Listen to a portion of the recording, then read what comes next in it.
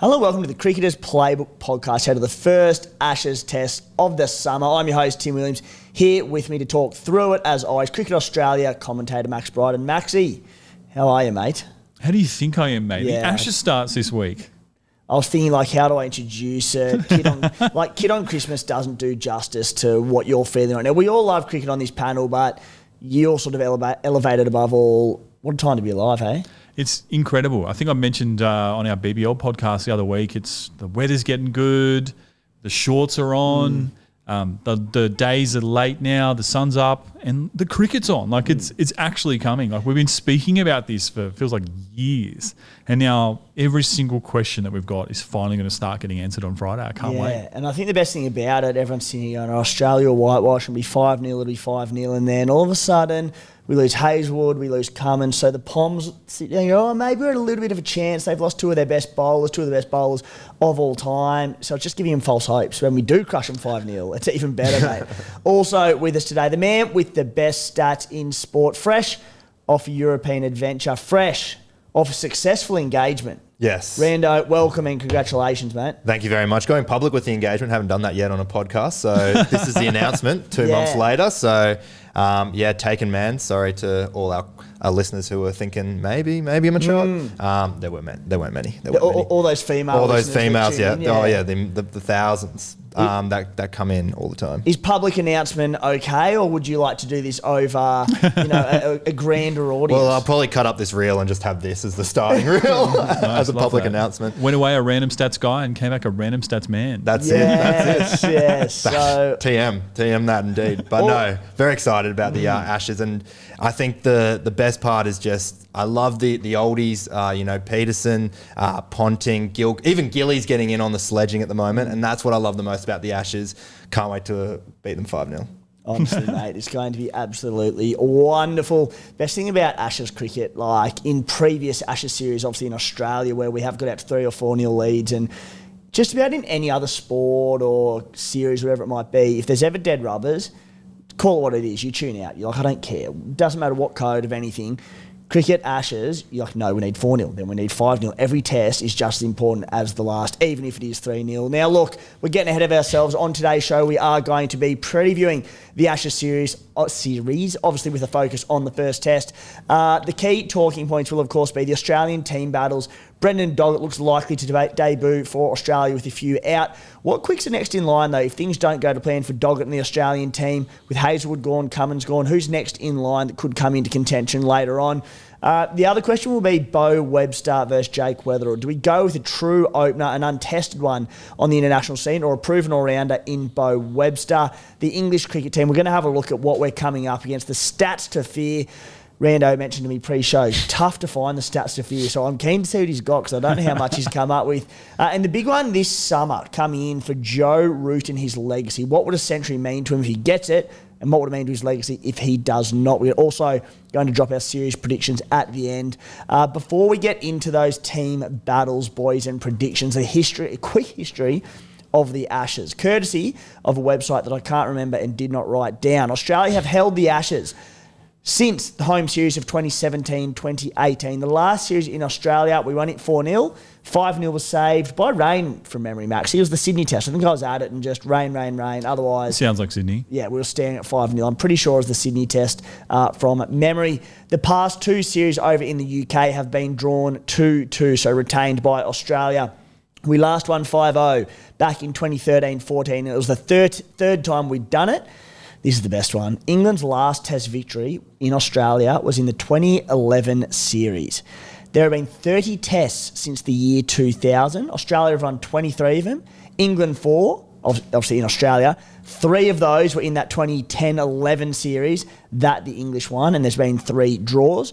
Across 361 Ashes tests, Australia lead 152 to 112, including 99 of 185 at home, losing 57 and drawing 29. Boys, Australian battles, starting with Weatherald v Webster. And look, you might be tuning into this Friday afternoon, Saturday morning, Sunday night, whenever it is, and you'll know this, but I think it'll hold relevance, even if you are listening after the team's been selected, going into the Test 2 and Test 3 and moving on throughout the series as well, regardless of performance. But, Maxie, I'll start with you. There are two scenarios that Australia can essentially go with, assuming Brendan Doggett does come into the team. But if Bo Webster is selected in the team, it'd see Marnus Labuschagne open, and I think Cam Green promoted up the order, likely at 3 or 4. Jake Weatherald, if he's selected to open the bat and make his international debut, that would see Marnus batting at 3 and Cam Green back in his preferred spot down the order with Bo Webster omitted.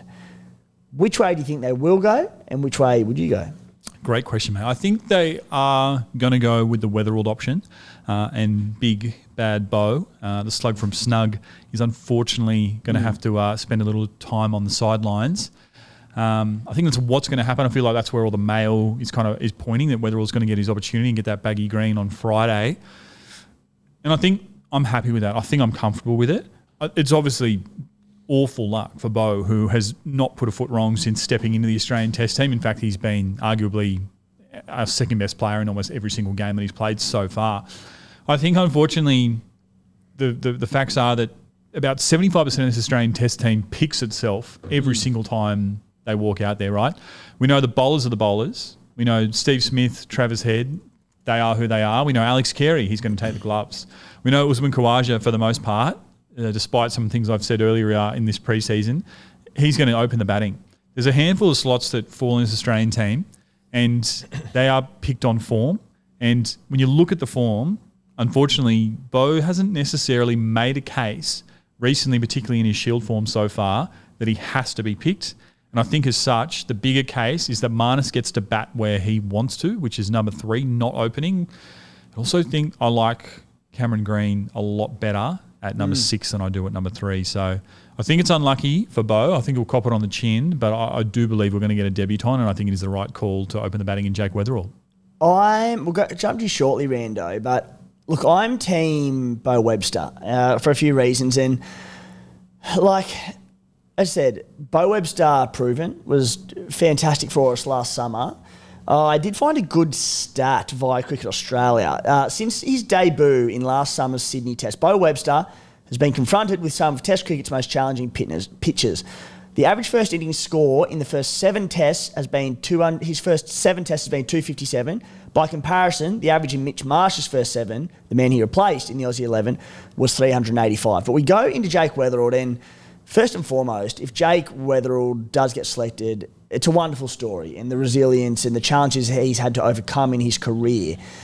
I just think, like we look at his first-class career, he averages 37.47. Now, that alone, that digit, is not enough to get selected. That being said, form is key. He's been much better than that in recent seasons. But I even look at results, and he's not belting the door down. Recent scores in Sheffield Shield, 23 and 30, 0 and 12, 18 and 94, 67 and 57. My argument here, and whilst actually I do agree that, yes, we'd prefer Marnus at 3 than opening. We'd prefer Cam Green down the order, but he's capable enough up the order if need be. I think it achieves nothing if we bring in Jake Weatherald, who's not ready for it, and he averages 15.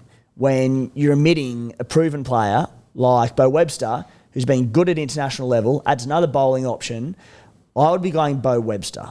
Rando, I'll throw to you, mate. What are you thinking of, and what do you have for us? I think that definitely Bo Webster seems to be likely to, for me, in terms of stats, a better replacement rather than Weatherald. And we're having the chat on the couch before. Do you want someone like Jake Weatherald where you're not too sure if he is going to get to 50, if he's just going to average 30 all series? Or would you like someone like Bo Webster, who has the 4th best test average of any Australian batter in the last 12 months, plus he's handy with the pill in hand as well. So that's the big question there. Also, this is probably the dumbest question I'll ask you today, Maxie. Probably not. But did you see the photos of Bo Webster practicing at third slip for Australia this morning? I did not. The leaked photos coming through. That was a shock to me. I thought you were going to say yes. He could be in. He could be in there. I just, as you mentioned, Timmy, I think that you got to have Bo there just for safety, just because of the circumstances that we've lost Hazelwood and Cummins. If Hazelwood and Cummins is playing, I'm happy for Weatherald to open because we've got a bit of a safety net with the ball in hand. But now we're going in with a batter in a 1-6 that you can't rely on at all because our bowling team has gotten us out of trouble all the time. Now we've got two of those bowlers out, and Scott Boland's great. He'll be brilliant.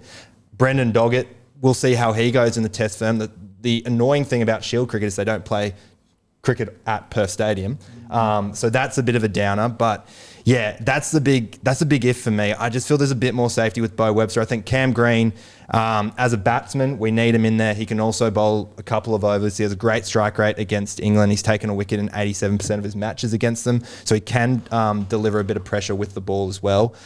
I'd love to see Slug get in there. I think Shield has been terrible, but I mean, when's that stopped his Australian form showing that he's still going well as well? But yeah, for me, I'd love to see Slug there. But once again, Maxi, I feel like it is going to probably be a Weatherald opening partnership if we're talking likely. But for debate's sake, I'd love Slug there. And before you jump in, Maxi, I'll throw a potential scenario, a bit of a guessing game for you. And as I said, first and foremost, if Jake Weatherald gets a start, it's super exciting for Australian cricket and Jake Weatherald and all that. And I bloody hope he kills it. Put your guessing cap on.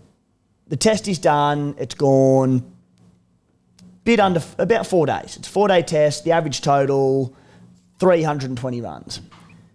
What scores, gun to head, your life on the line to nail it, does Jake Weatherald score across the 2 innings? I don't know if you'd be looking at scores. I think you need to look at the eye test, right? Like that's what's going to be the determining factor about his viability to continue in this series, right? And you've got to remember what happens in the first test isn't necessarily what's going to happen throughout the whole series. And we saw that last summer with Nathan McSweeney. Like he was picked out of what a lot of people would call obscurity. He was picked out of Australia A form. He was picked out of Shield form, but he was picked as a number 3 from South Australia coming open the batting. And by the time they got around to the MCG test, the third of that series, he was done and we saw Constas debut out of pretty much nowhere. And I think it's really, really hard these days to predict things like what team total is going to be because we are seeing, as you said with those stats before, such fluctuating fortunes for Aussie batters. We've got decks that are doing a lot. We've got a ball which moves like it never has before. 30 is the new 50, right? Like if you can make 30 as an opening bat these days and spend a little bit of time at the crease, like that's if Jake Weatherald plays 5 tests and averages 30 and occupies the crease, takes some shine off the new ball, well, but are we I'm taking that, mate. I think you would. And I think the main question in that scenario is going to be, are we winning these games or are we not? I think what this comes down to and why I'm probably just a little bit more in Weatherald, don't get me wrong, I love Bo, and I think he's done fantastically well for us.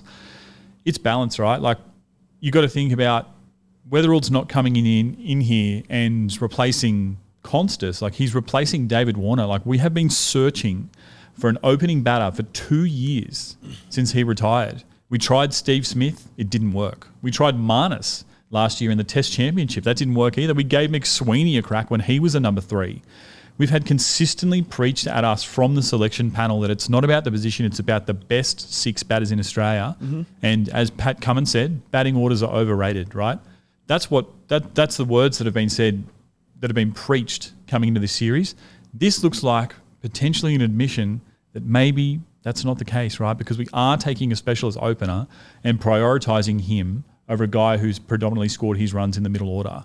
And I think as much as anything, this is honestly coming down to Marnus.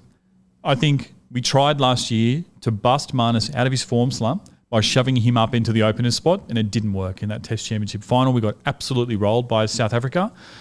Saw what they just did against India as well. They're a really good cricket team. I think Marnus, he's got a little bit about the Steve Smiths about him. He likes what he likes, and he likes what he knows, and that's the comfort of the number 3 position. I don't think Cameron Green made the number 3 his home. I think he needs to bat at number 6. I think Steve Smith needs to bat at number 4. I think Travis Head needs to bat at number 5. I think the order's the order. For Australia to succeed in this series, we're going to need a confident and a comfortable Marnus plundering big runs, and I think his best chance of doing that is at home at number 3. So I think we need an opener. I don't think it's as much Weatherald versus Bo Webster. I think this is about Marnus, and that's why I think that despite what those photos might say, I'm expecting Weatherald to be named on Friday. They'll probably AI. They could have been. And as you said, Maxie, it's like all great points. It's for the balance of the team, Weatherald opening is the decision. Like, that's the play. That's where I think they'll land. Yeah. And regarding Paddy Cummins' quotes around, you pick the best batsman and you make it work, that's essentially what we wouldn't be doing if we do this. So very fascinating to see. And if it does end up Jake Weatherald, hopefully comes in, kills it, never leaves. Mate, let's move on and have a look at the bowling contingent. Josh Hazlewood down with a hamstring injury, I think it was, hamstring or calf or something, one of those soft tissues. No certainty on a return date just yet, right? We're hoping second or third, but there's been nothing confirmed, right? Nothing confirmed. Confirmed. Pat Cummins hoping for the third test. Now, the question around Brendan Doggett, who comes in. Maxie, firstly, for those who don't know much about Brendan Doggett, can you give us a quick background?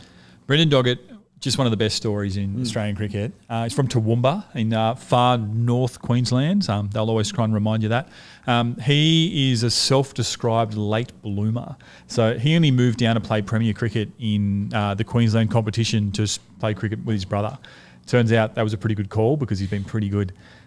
He became a pro within the Queensland Bulls teams and was a surprise call up to the Australian Test team. I think it was maybe 2019 or 18. Yeah, against Pakistan. Yeah, it was off. Not a great experience, but a phenomenal reputation that he was building for his express pace. At the time, the Australian cricket team, they sort of coined one of these terms which you hear, which is all about airspeed, and this guy's got it in spades. He's genuinely quick. Now, he helped Queensland win the Sheffield Shield title and then up and moved his life to South Australia during COVID, moving down there with one of his good friends, Nathan McSweeney. And since moving to South Australia, his game has gone to a whole nother level. And it's actually funny because one of the impetus for the growth in his game hasn't been cricket. It's been actually what he's been doing away from the field, which is Ironman. Yeah. So, I mean, how talented is this guy? He sort of figured out in his off-season that he had the ability to run ridiculous amounts of time, swim and ride a bike as well. He's got himself into phenomenal shape. Now, one of the knocks on Doggett in the past has been express speed, but particularly coming into his second and third spells, his form used to fall away a little bit. And he was gettable because, right, we know, and what we'll hopefully learn from a lot of these English quicks at the moment is when the ball's coming on quick, it can really fly off the bat and go to the boundary. But particularly off the back of just his fitness in the last couple of years, he's become a model of consistency. He's been one of the best Sheffield Shield bowlers for the last couple of years. And if it weren't for injury, I think that we would have seen him around Australian squads for a lot longer than he has been. You have to remember that he was taken over to the West Indies as the backup quick there. He was taken over to England for the World Test Championship as the backup pace bowler there. So this shouldn't come as a surprise, but he's a fantastic fast bowler. And I can't wait to see what he does if he gets his chance. He's quick, he's skillful, and I think he's got what it takes to be successful in Test cricket. Yeah, and we look at form coming into it, the form that we want to see to get picked in the Australian Test side. This is what we want to see. 2 Shield games, first-class games this summer, 5 for 66 and 1 for 39, 6 for 48 and 1 for 38. We circle back to the Shield final earlier in the year in late March against Queensland, 6 for 31 and 5 for 109, an 11-wicket haul in a Shield final. Awesome bang, stuff. Bang, bang, ticking every box we need. Rando, what have you got for us around Brendan Doggett? Yeah, as you mentioned, Maxie, he got picked in that 2018 series against Pakistan, and basically he wasn't in any selection calls for the next 6 years.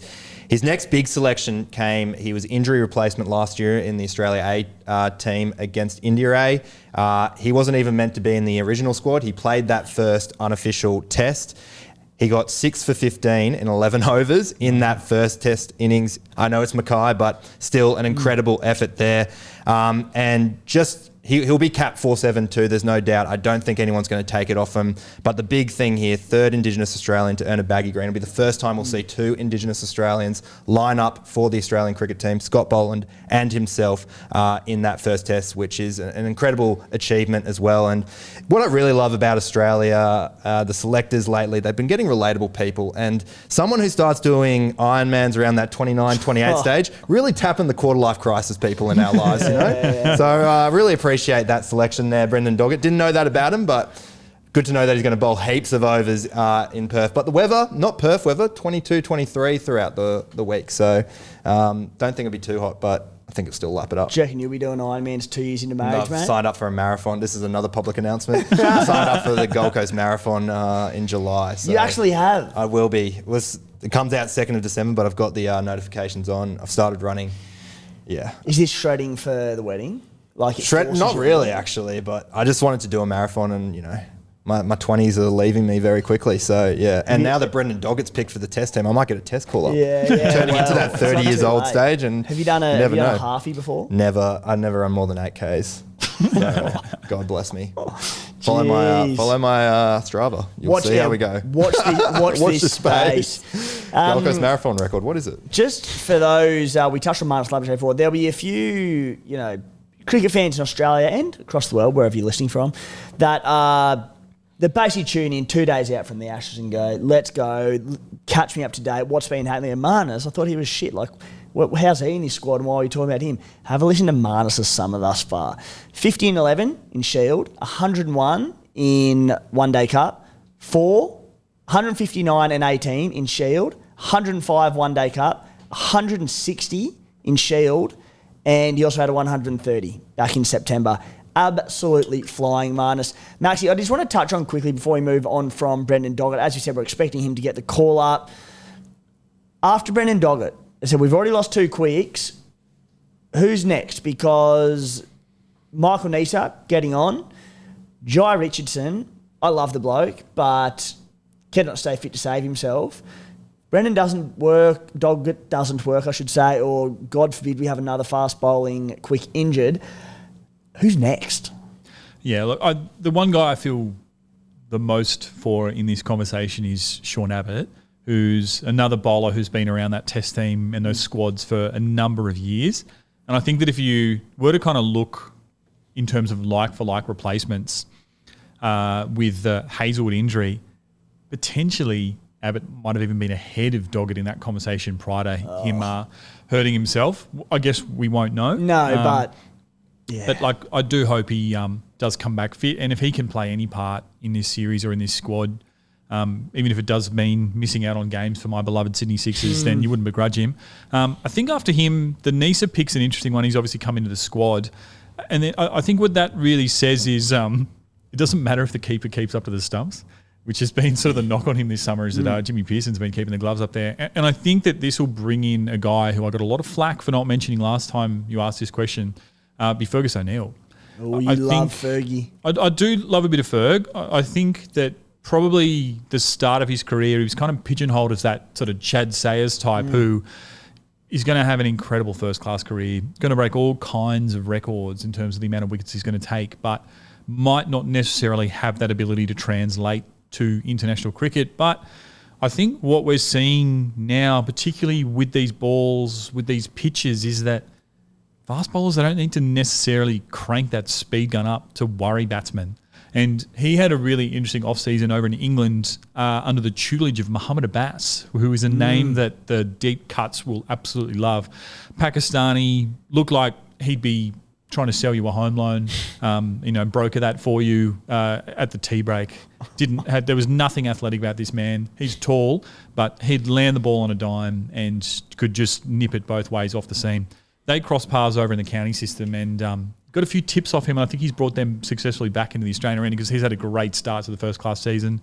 I think he's there or thereabouts. And after that, we start to get into the project players, the Xavier Bartlett's from Queensland, who I love. Can't not mention my man, Jack Edwards, of course.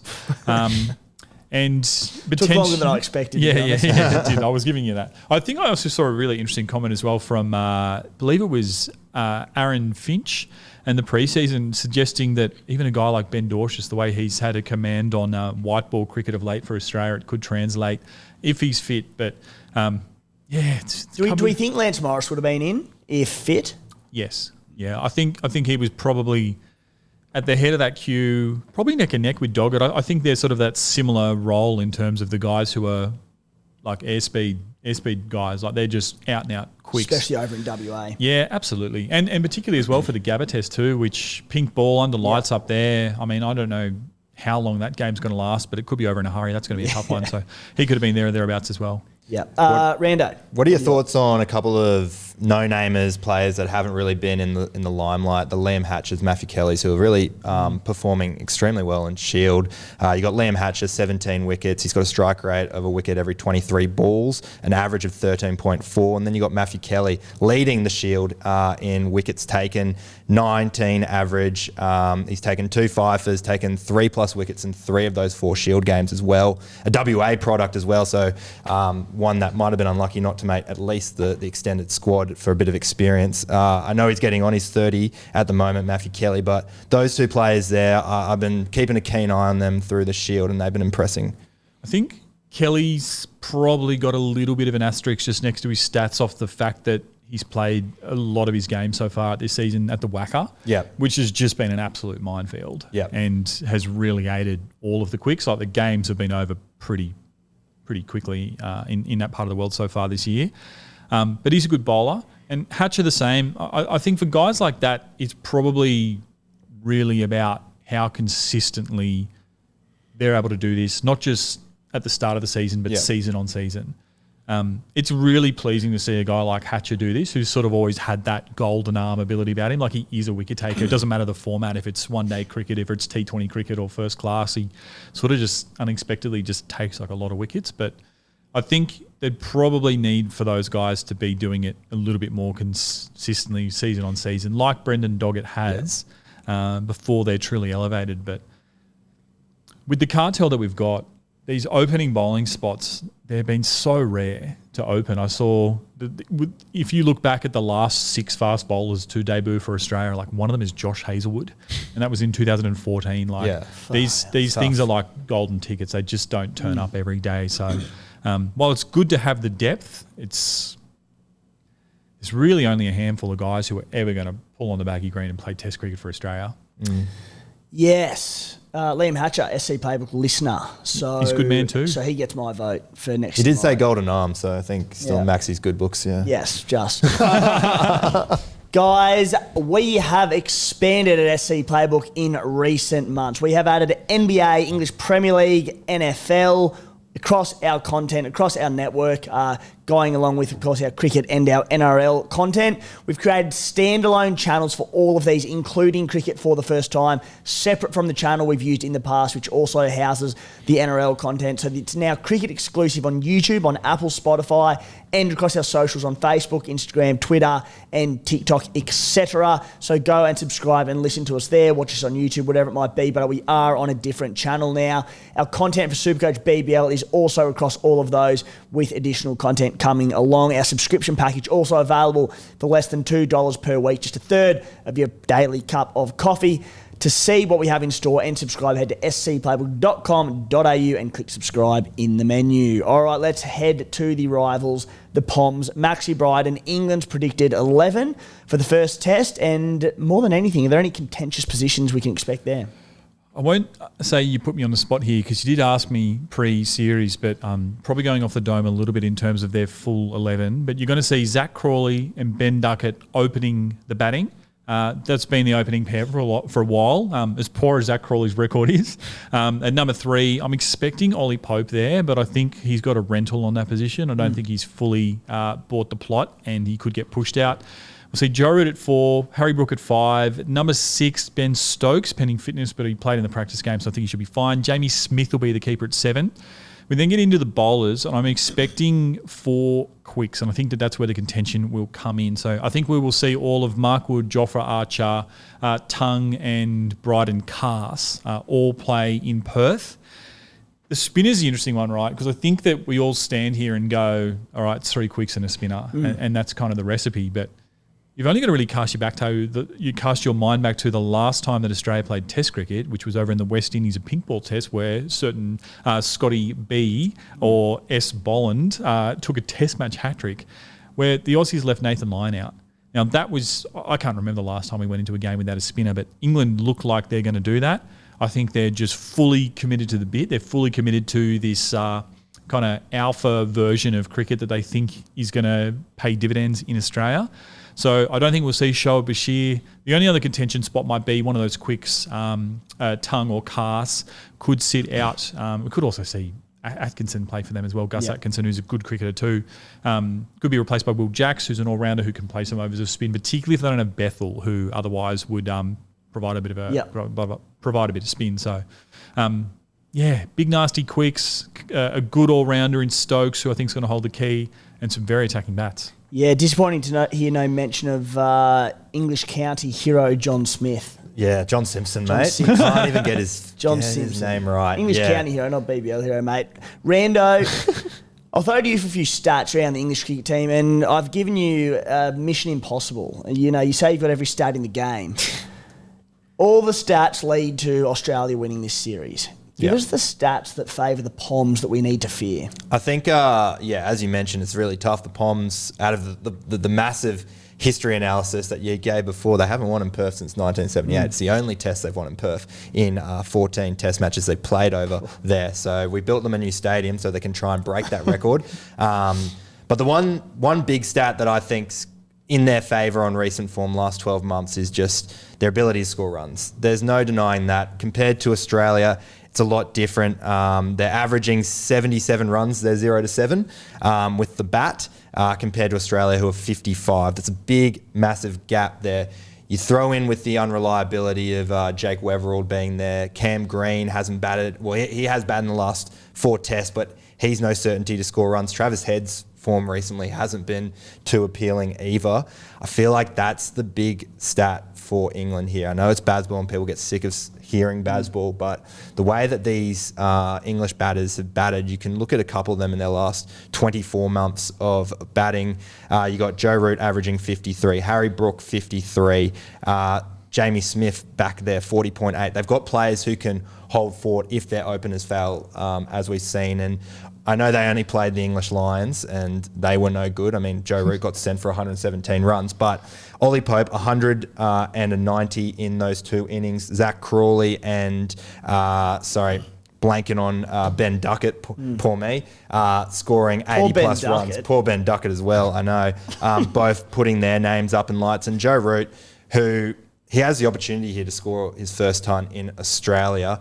His worst batting average is in Perth. He's only averaged 14.5 in 4 innings there. So that's something not to look into. But 104, 150 and 105 in 3 of his last 5 innings up against India. There's definitely a big opportunity for him to put on a big score. He's one of the best batters and he's got massive motivation to score well in these tests. He doesn't care if he does it in 500 balls, he'll try and get that 100 and get that monkey off his bat. So I think that's the biggest fear for Australia, especially with not many speed bowlers anymore. Obviously, no Hazelwood, no Cummins. That's going to hurt them. So I feel like that's where England get the edge. The other way they can get the edge is if they win the toss, because no team has ever lost a test at Perth Stadium when losing the toss. Wow. So there you go. So if they win the toss, they're home. They're home. Pack it up. Pack it up. Yeah. Just win the toss and all is well. Yeah, probably don't do the test caps handshakes at all. Just in the game. Just move to Brisbane. Move to Brisbane. Yeah, but yeah, all that said, it's going to be tough for Australia in that first test, and we'll see how it goes because previous form means nothing when we don't have Hazelwood and Cummins. Yep. No, very fair, mate. Let's talk about that man, Joe Root. He'll be the talking point across the entire series, whether he averages 200, 250, whatever it might be. Maxi, what is at stake for Joe Root? You know, he'll go down as one of, if not the greatest English cricketer of all time. Poms will tell you he's probably the number 1 cricketer of all time, forgetting a certain D. Bradman, but that's all right. Hasn't got a ton in Australia just yet. How much will it mean to his legacy, A, if he gets a ton this series, B, if he doesn't get a ton this series? If he gets a ton this series, then I think that it just stops the punchline, right? Yeah. Like it's a cheap gag, but it's one that is factual, that he hasn't done it here. He hasn't done it against us. Arguably his biggest rivals, right? Like that's why we care. I don't think it is that cheap a gag. I know what you're saying, but it's like, you know, cricketers in Australia and England are judged on how have you gone on the other continent in the biggest series that you play, and he hasn't got a century down. It's huge. It is huge, but again, when you look at the overarching body of work that he's produced in Test cricket, literally the second leading run scorer in the history of the game, more than Ricky Ponting nowadays.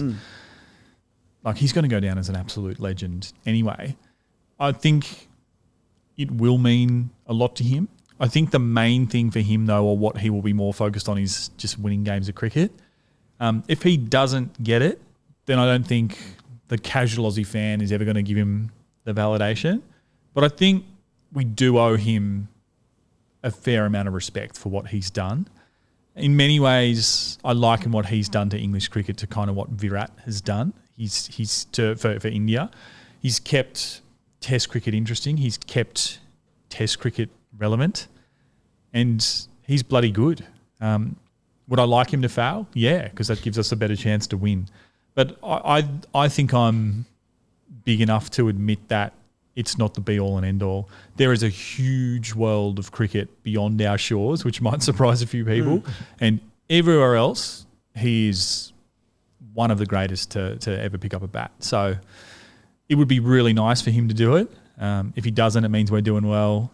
So I'm on the fence, but yeah, I don't know how much it means. It's really hard to figure that out. Yeah, I think it's huge, to be honest. And look, not ignoring his body of work and his standing in the game, but look, if we're going to talk, and Poms in particular, going to talk, greatest English batsman of all time, I think not getting a century in Australia from Rando, you'll have some stats for us shortly, I'm sure, but in all the attempts he's had, there's a huge asterisk next to. We're not talking him being an all-time great. Of course, Joe Root's an all-time English great batsman. But if we're talking like best of all time, massive asterisk. Rando, what do you got for us? Yeah, I think it's big. I mean, a lot of players before him have, gone to other countries and scored tons. I just had a list up here. You've got, Sachin, Ponting, Callis, Dravid, Cook, Sangakkara, Lara, Jayawardene, Waugh, Khan, Kane Williamson, Gary Kirsten, just to name a few. I think they even had Adipatu from Sri Lanka there, Marvin there, who's done it. Even Gilly's done it, So there's plenty of players who have done it home and away.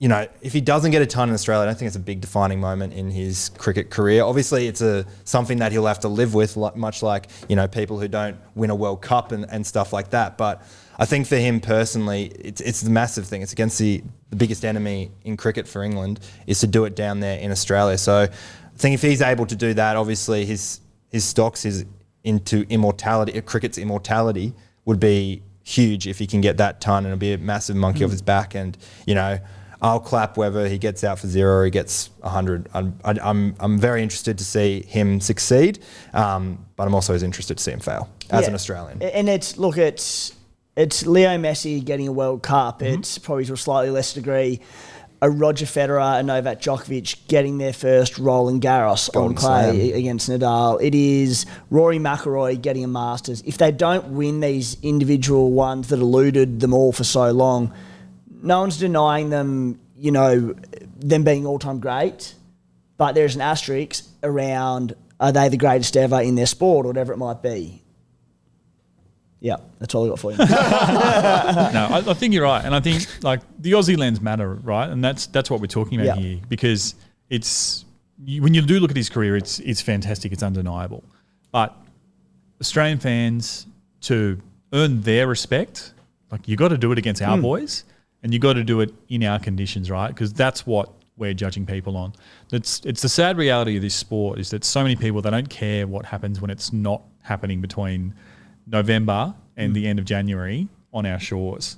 So I think it'll affect his legacy, but at the end of the day, I think he's going to sleep pretty well regardless with his 18,000 plus test runs. Well, but that's the other thing, right? You come down here and this is the most difficult conditions essentially that he can get, and it's certainly the biggest pressure cooker he can get. And all right, well, when he finishes his career and he's had 20 or however many innings it'll be in Australia in the pressure cooker, and he couldn't hit a ton. Yeah. Yeah, and that's it. It's had a lot of guys, And I think it will go down as an asterisk, but I don't like the carry on. I think there's too much made of it, but time will tell. And I am with you, Rando. I'm I'll cheer if he gets a dark. But he's such a likeable character that if he does get a ton, you'll stand up and be like, bloody oath, good man, legend of the game. So it's exciting. Yeah. It's exciting. I mean, you look at the Ashes history, not to really dig him another hole that we're going to do here, but you look at 4, 5, 6, 7, 8, the top 15 batters, he's not in the list of top 15 batters to score runs. I mean, Don Bradman scored bloody 5, 6 of his runs against England. Not that there were many other nations to play against, but there was a massive chunk there that he's done well. Alistair Cook's come down here and killed it. And then you look at the older folk, David Gower, Jack Hobbs as well there as players who succeeded in the Australian conditions. So I hope he can join that list, but he's still far off anything of greatness in an Ashes, in a pressure cooker sort of situation. But obviously his legacy, as Max has said, he'll sleep easy. But I think he'll sleep even better with that. He'd sleep a lot better with the ton. And you mentioned Alistair Cook, and I think it was that 2010-11, the series they won, like ridiculous. Alistair Cook, Paul Collingwood was unbelievable, Kevin Peterson was unbelievable, but Alistair Cook, he scored from the top of the melon something like 500 or 600 runs. It was one of the all-time great series, and you just sit back. No one will ever forget that. Joe Root doesn't necessarily have to reproduce that, but if he could come and knock out 2 or 3 tons and they win the series, well, then you just go, it's almost undisputable what he's done across the game. So, to be fair, as the English said, it was our worst team, so who cares? Yeah, all righty. I remember I was at one of my favourite days of the year, the Cooma races that year, and it was the first or second test. And I remember going to the races about 3 overs into the first session, and I think it was Cook and maybe Collingwood, or it might have been Collingwood and Peterson in. And I didn't check a score all day because I was having too much fun. I remember leaving the races at like 5:30 and they were still in bat, and I just went, I'm sorry, what? What is this? This never happens. Anywho, all right, series predictions, boys. We'll go runs, we'll go wickets, we'll go result. And unless you go with England players, which I would be, you'll never be on this podcast again if you do, or result, I think the runs and wickets, we'll get to it, but I don't think there's that many players to go from. Max, I'll start with you. Series runs, who tops it? I think it's going to be about 470 runs. It's really, really, really hard to go against Stephen Peter Devereux-Smith. There's a part of me that thinks that on form and in the right circumstance that Marnus could be the correct answer. But it's very, very, very hard to go past Smith. Rando? Yeah, I think Steve Smith is definitely a standout for the Australians. He's only 220 runs. I'll go Marnus then to be different. Okay. Damn. Can I finish the list? He's only 220 runs away from becoming the second all-time Ashes run scorer. He's got the captaincy. We know what he's like when he has that armband around him. So I think he's definitely going to be the series leading run scorer. But I don't mind Harry Brook for England coming in there as well as a sneaky option. He's been averaging 53 in his last 44 innings. He's got a high score of 317. I think he could shock a few. Very nice. Steve Smith's so hard to go against, isn't he? Like, I think it's probably looking very much through Australian coloured glasses where you just see the Marnus redemption story of like being dropped and coming back late on in his career. And as I said, the form he's shown that we alluded to before, Maxie, there's just something about it. But honestly, Steve Smith on home soil, the form he's in, I struggle to go past him. Surprised there was not even a mention of Travis Head. I think he's a huge showing as well, especially depending on what they do with these decks. But if we do try and, counteract Bazball and throw a bit of extra life in these pitches, a few early wickets tumble, Travis Head comes right into the equation, whatever way you want to look at it. So, but yeah. Again, be different. Just say Travis Head. Steve Smith, screw you. This is my show. Right. Series wickets, Maxie. Oh, this one's even tougher to predict because I think we're probably going to see a lot of rotation amongst these bowlers. Who knows who's going to play the most games? Who's going to play five from either side? What? You go first then. Mitchell Starc. Just because I see him, more than anything, I see him playing all 5 tests. Let's say Cummins due back 3rd test. Don't really know Hazelwood. Anywhere between 2 and 4. If by the 3rd test we've got them both back, Boland probably drops out by the 3rd test, unless Hazelwood gets ruled out longer. If I knew Boland was playing all 5 tests, I'd go Scott Boland, but the reality is with everyone on deck, he doesn't play. Nathan Lyon hasn't been in the hottest of form in recent years, but I think Mitch Starc plays all 5. I'm not going with an English player, so I just thought Mitch Starc was quite... I haven't looked at the odds, but I think he'd have to be short for that reasoning. I love that you've gone straight to like the bookie mindset. Oh, look, it's. But no, like I think you're right. It's very hard to argue with your logic, and I think that's kind of like I'm trying to count reasons why it won't be Mitch Starc, and I think that they're a lot less than the reasons why it will be. Bolland could challenge him. And look, we might see a world where, like, remember, right, like, if Hazelwood's fit next game, there's Doggett's out before Bolland. If Cummins fit the next game, who knows if Hazelwood can play back-to-back games. Like, we could see Bolland as the mainstay Yes, if he's fit. Bolland could play all 5. So I'm going to go with him just to be different. Right. But, yeah, I think he's in for a really, really, really big series. I think those little pre-series comments as well, that holds no fear for the English team, I can't wait to see them clipped up 1,000 times. Oh, God, yes. Rando? I think it's got to be Stark. As you mentioned, he's going to play all 5 tests. He's the biggest threat. He loves playing against the Poms. He took 8 for last time they played against them. I think he's on top. If not, Stark. I'm going to go Nathan Lyon to be different. Both have the same name. So I'm going to say Nathan Lyon, top wicket taker. He's not too bad either up against the English as well. So I think that he might surprise a few and maybe be that difference. He definitely needs to step up. I know he can't really step up in terms of speed, but in terms of just controlling the English, putting the pressure on with the spin, being that long head, I think he's that old head, sorry. I reckon he'll get it. The GOAT, the Gaz. I like it. I'd love to see it. What are your odds? Well, if you're going off bookie mindset, then we can have another conversation about the predicted 11 because Josh Inglis is prioritised over Alex Carey. Really? So what about that? Wow. Really? Yeah, you can't get Alex Carey runs. Wow. Well, Mitchy Stark's at $3. I thought he'd be lower than that. So What's Nathan Lyon at? 4. What's Boland at? 375. All right, well, Nathan Lyon. Okay. Well, we got a good mix. There's a bit going on here. Like Hazelwood's 420 and could might not play a test. So, yeah. There you go. Series result. I'm going to go 3-1 to Australia. I think with this English team and what we'll see off the back of Bazball, they hate that name because I think they're trying to call it now Bazball with brains. But they give themselves a puncher's chance, right? Like they're going to go out there. A lot of their batters are just going to throw haymakers and they might land a couple. Like they could get some really quick fire runs and steal a game, and it could be one of these first 2 as well. What do you reckon? Maybe a flatter MCG wicket? No, I think maybe like a spicy day 1 Perth deck. Australia gets rolled for 120. They could come out, get 180 on the counter attack, and it could be too much. Same thing could happen at the Gabba. I mean, win the toss there, bat first. Like that could be a 3-day game. Like it's been awful up there. You throw a pink ball into the mix where you can hardly see anything in front of your face anyway with a hue of the light. Like that could be a very, very quick game, and it could be a coin toss result. Yeah. As it has been up there consistently for like the last 3-4 seasons. So I think England, I wouldn't be shocked if they stole one of the first 2. I think Australia's got the class to win in the long run. So I think 3-1, maybe some rain, maybe some draw somewhere along the lines. So I think Australia wins, but yeah, I think it's going to be a good series. I'm really looking forward to it. Rando? I reckon Test cricket is back. I reckon it's be 3-2 to Australia. It never went anywhere, mate. And it's just been absolutely firing on cylinders. I mean, India, Australia, India, England, they've just been like blockbusters. I reckon this will be a blockbuster. Ashes series, Australia vulnerable.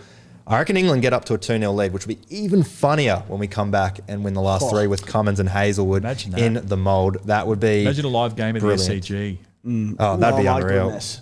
Jeez, be Christmas. Yeah, I don't want to know what you're going to be like. And then he gets, and then we get 1 day of action because it's rained out. Yeah, it's a draw. So negative, mate. Can you just be positive? I know this is your show. Well, here you go. I'm giving the Poms nothing. We'll win 4-0, and Sydney probably will get rained out, so that'll stop us from a clean sweep once again.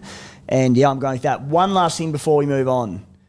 Paddy Cummins, all the vision from social media, he's steaming in the nets. He's got, like they've said, the 3rd test. He's got to be a sniff for the 2nd, Maxi. Yeah, I think I'd love to think we're just pulling the wool over their eyes. Smoke and mirrors. Yeah. It's a bit of origin about it. Yeah, there's a lot of origin about it. Yeah, we will see. If we get any word, we'll let the subscribers know. Spirit of cricket of just bringing him in for the 2nd test will be fucking furious. Everyone will be furious. It's good vision, isn't it? The English will be like, you said 3rd test, boys. That's my English accent. I learned a thing or 2 over there. Yeah. That is a good way to close this one off. Boys, that'll do us for the preview of the Ashes and obviously the first test of the Ashes. Maxi, thank you very much, mate. Absolute pleasure. Can't wait for the next month and a half of just talking absolute rubbish about Test cricket. It's the greatest time of year. Can't wait. Absolutely. Rando? Thank you very much. Back on the mic. starting to get my voice back. So yeah, you've done well for learning. your first potty back That's from all right. post-Europe. Yeah. Guys, remember, new channels across all of social media, Spotify, Apple, YouTube, SC Playbook Cricket. Go and follow along, like, subscribe, do all those good things. I'm looking at the wrong camera because we've got a different angle today. I've been looking at the wrong angle as well. Yeah, we've gone the wide screen today. Matty the Waterboy's busy, so we've gone the wide angle, looking at the right one. Thanks for tuning in, guys. Enjoy the first test.